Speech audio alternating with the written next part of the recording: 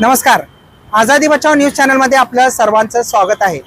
सोलापूर शहरसह संपूर्ण महाराष्ट्रात विधानसभेच्या निवडणुका काल पार झालेल्या आहेत.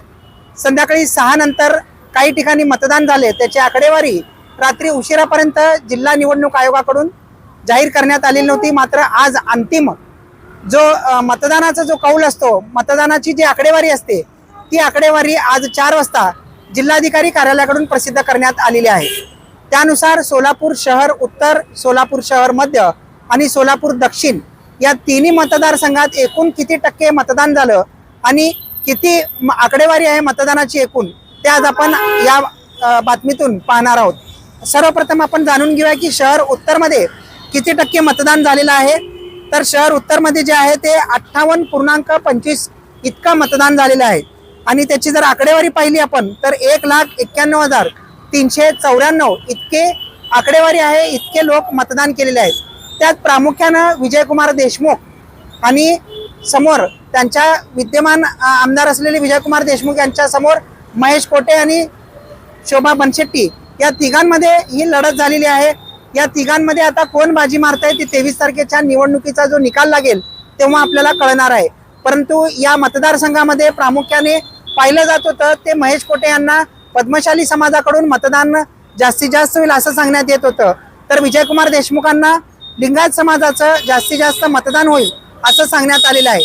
मात्र आता 23 तारखेलाच कळेल की नेमकं कोणाचं मतदान कोणाच्या ताब्यात गेलं आणि कोण आमदार म्हणून बाजी मारलेलं आहे. तर दुसरीकडे शहर उत्तरमध्ये झाल्यानंतर आता आपण शहर मध्यमध्ये येऊ. शहर मध्यमध्ये काल संध्याकाळी 6 पर्यंत जी आकडेवारी होती ती जवळपास 1,82,000 ते 83,000 इतकी होती. मात्र आता ती वाढून शहर मध्यमध्ये आज जे अंतिम पोल आलेला आहे, जी आकडेवारी आलेली आहे ते 2,02,97 इतकी आलेली आहे. म्हणजे जवळपास 18 ते 20,000 मतांची जी आकडेवारी आहे ती वाढलेली आहे. कारण असं आहे की शहर मध्यमध्ये रात्री सुद्धा संध्याकाळी 6 नंतर सुद्धा रात्री 8-9 वाजेपर्यंत सुद्धा अनेक ठिकाणी मतदान केंद्रावरती गर्दी होती लोकांची. ते 6च्या आत आलेले होते. त्यामुळे त्यांचं मतदान हा पूर्ण होईपर्यंत त्या ठिकाणी मतदान घेण्यात आलेलं आहे. हे मतदान झाल्यानंतरच आज अंतिम आकडेवारी जिल्हा निवडणूक आयोगाकडून सादर करण्यात आलेली आहे. आणि शहर मध्येची जर आपण आकडेवारी पाहिली टक्केवारीमध्ये तर 57.77 इतकी ही टक्केवारी मतदानाची झालेली आहे. या ठिकाणी प्रामुख्याने आडम मास्तर, चेतन नरोटे आणि फारुख शाब्दी आणि देवेंद्र कोटे या 4 जणांमध्ये लढत झालेली आहे. या चौघांमध्ये खरं पाहता पाहिलं जात आहे तर ते देवेंद्र कोटे आणि एमआयएमचे फारुख शाब्दी या दोघांमध्येच काटेकी टक्कर, अगदी नेक टू नेक अशी मतदानाची म्हणजे टक्कर झालेली आहे. यामध्ये कोण बाजी मारतंय ते आपल्याला 23 तारखेलाच कळणार आहे.